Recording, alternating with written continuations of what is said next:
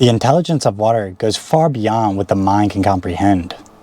It flows and adapts to any shape, finds its way through any obstacle, and carries the memory of everything it touches.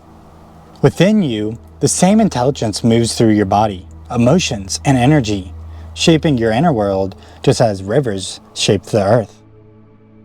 It has the power to carve mountains, to create life, and to heal what has been stagnant for centuries. It can be gentle and nourishing or crashing and unstoppable. And while we interact with water every single day, very few truly understand the depth of what water is. We may have endless descriptions of what water can do and its attributes, but the question of what it is remains widely unknown, because water is not just chemically H2O, but it is something far greater. The element of water is the force of flow, emotion, and depth. It governs feeling, intuition, and adaptability, shaping not only how we respond to life, but how life moves through us. Water holds, absorbs, and reflects, acting as both a container and a mirror, as well as a source of renewal. In yoga, the water element is expressed through the sacral chakra, located at the lower abdomen just below the navel, which governs creativity, emotions, and the ability to flow with change. In traditional Chinese medicine, the water element is connected to the kidneys and bladder, the reservoirs and channels of life force energy, and also governs and balances all of the fluids in the body, with water being intimately tied to the feminine energy and divine mother, as it is receptive, yielding, yet powerful enough to wear down mountains. It teaches surrender, depth, and reflection. When it flows, it heals, nourishes, and adapts to any shape it is given. When still, it holds space for deep stillness and clarity. Balanced water energy brings emotional intelligence, intuition, compassion, creativity, and the ability to adapt gracefully. With an imbalance of water energy can lead to fear, emotional instability, becoming overwhelmed, or emotional numbness. Its qualities can be seen in fluidity, the ability to adapt to any form or change without losing essence. Cooling, the capability to soothe and calm physical and emotional heat.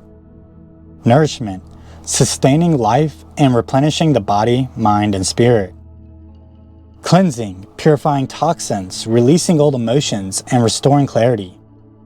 And depth and stillness, the mirror of inner peace, reflection, and emotional depth when undisturbed. As in all elemental systems across tradition, the water element is considered essential for healing, restoration, and inner clarity, the element that allows life to renew itself. When the water element is out of balance, it shows up in every layer of your being, physically, emotionally, mentally, and spiritually. Physically, the imbalances may appear as kidney or bladder issues, hormonal imbalances, reproductive challenges, chronic fatigue, lymphatic issues, or circulation problems, with many experiencing water retention or dehydration issues. Emotionally, this imbalance of water often manifests as fear, anxiety about the future, overwhelming emotions, hypersensitivity, or on the other end, emotional numbness and withdrawal. Mentally, water imbalance can lead to difficulty adapting to change, rigid thinking, and looping in old memories or past emotional wounds. You may feel trapped in cycles you cannot seem to break. Spiritually, blocked or stagnant water energy can cut you off from your intuition and emotional wisdom. Dreams may feel unclear or absent, and your connection to the deeper, unseen currents of life may feel distant. In excess, water can flood the system, leading to emotional volatility, overabsorption, such as others people's emotions and energy affecting you, and difficulty finding your own center. In deficiency, water can run dry, creating emotional coldness, lack of creativity, and a disconnection from your fluid, adaptable parts of yourself. So just like in nature, water must be in motion to remain pure. When it's stagnant, it breeds imbalance. When it flows, it nourishes and renews every part of your being. Nothing in the world is softer and more yielding than water, and yet at the same time, nothing is like water for overcoming and wearing away things which are hard, like rocks. And thus, if you put a knife into water and you try to cut it, what happens? The water gives completely to the knife. The water closes up wherever the knife went. And although you strike at it as hard as you like, you can never create a wound. So it is, you see, because of its softness that the water triumphs over the hardness of the knife. At the energetic level, the water element is the flow of life force itself. Through the water chakra, the sacral, it governs the movement of emotions, creativity, and sexual energy. This is the place where inspiration becomes creation and where one learns to move with change rather than resist it. In essence, the flow with life. And it is also closely linked to the Ida Nadi, the moon energy channel. In Qigong, water energy is stored and refined in the kidneys and the lower dantian, working closely with the essence energy known as Jing in traditional Chinese medicine, or Ojas in Ayurveda. Jing and Ojas is your deep life force reserve, the wellspring you draw from in times of stress, creation, and transformation. Water energy is deeply yin, receptive, cooling, reflective, yet its strength lies in its adaptability. Just as water can seep into the smallest cracks or wear down solid stone over time, this energy teaches us patience and persistence without force. We can see energetically it resembles water greatly, with the pools and oceans represented in energies such as chakras and dantians, and the rivers of the nadis, or the stages in water and the three treasures or the three vital essence. One of the most mysterious qualities of water is its ability to store memory. Modern science has shown that water molecules can change their structure based on their surrounding, including frequencies, emotions, and even thoughts. Both Dr. Emoto's and Veda Austin's work show this visibly, showing that water exposed to love and harmonious energy forms beautiful, symmetrical crystals, while water exposed to fear, anger, or chaos forms distorted and fragmented patterns. This principle of water is often referred to as the fourth phase of water, or structured water, where molecules reshape themselves into ordered geometric patterns when in harmony, or in chaotic, unstructured forms when out of balance. This transfer and storage of memory runs deep into the cellular level. You and your cells are roughly 70% water, and water plays a crucial role in the function of DNA itself, as it is water that gives DNA the double helix spiral. And it is one of the primary channels for the communication of memory and epigenetics information throughout the body. This is where water's memory becomes more than just fascinating, but deeply healing and personal. If a large portion of the water in your body is a destructured, chaotic state, that pattern becomes imprinted at a cellular level, even activating certain genes to try to compensate. As your cells replicate, they use the same imbalanced water structure as their reference, making this distortion spread throughout the entire system. And over time, this can lead to dysfunction and emotional instability. We know that if we add any chemicals to water, it stores the energetic imprint and amplifies the effect. In the same way, if the water within you is poisoned, physically or energetically, your body becomes poisoned over time, with even gene expression shifting in an attempt to rebalance the system.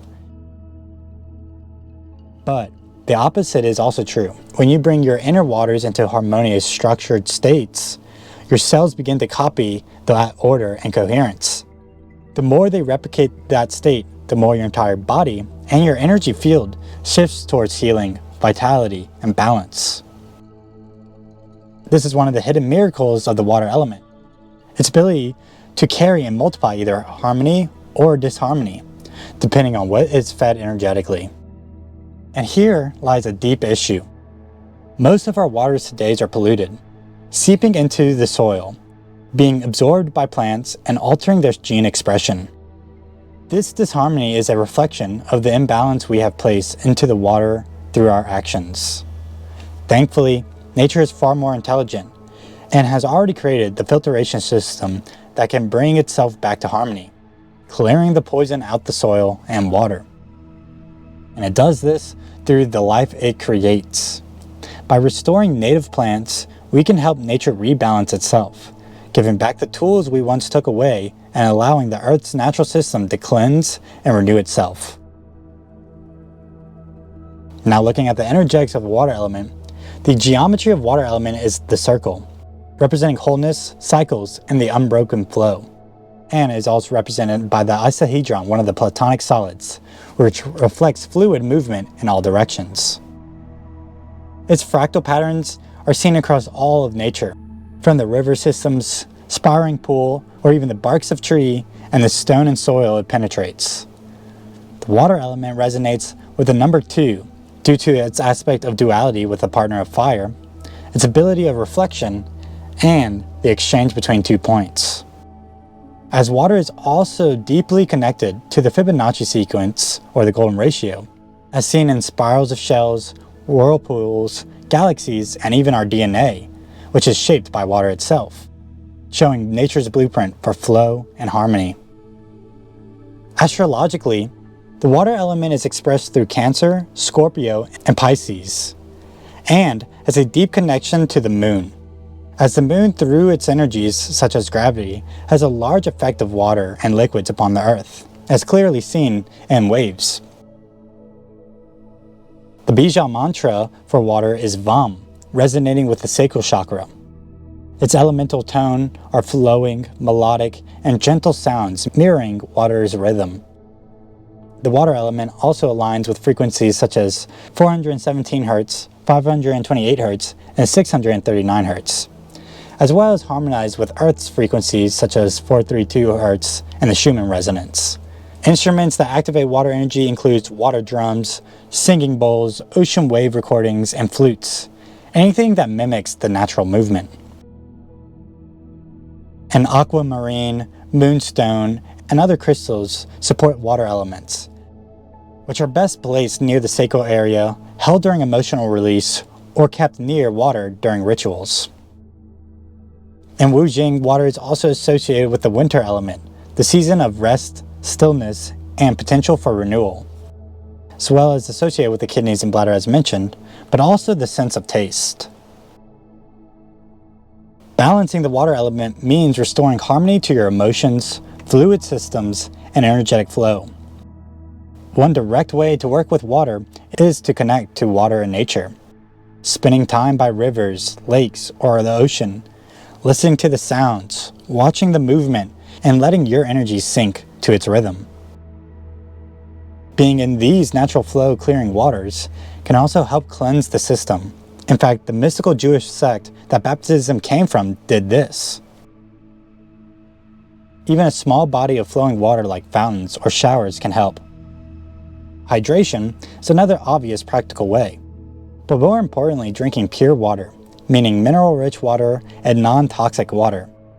So drinking structured water is always the best, in which this can happen through vortexing, placing it in the sun or moonlight, from fruits and fruit juices, and using mantras or affirmations before drinking the water to structure it. Movement and flow practices will also help, such as Qigong movements of wave hands like clouds, or black tortoise enters the water, or the structure yoga poses of the butterfly, pigeon, and cat-cow, emphasizing the structure of the sacrum and the hip, as the water chakra is directly linked and located to these areas. You can also use the breath to harmonize the water element.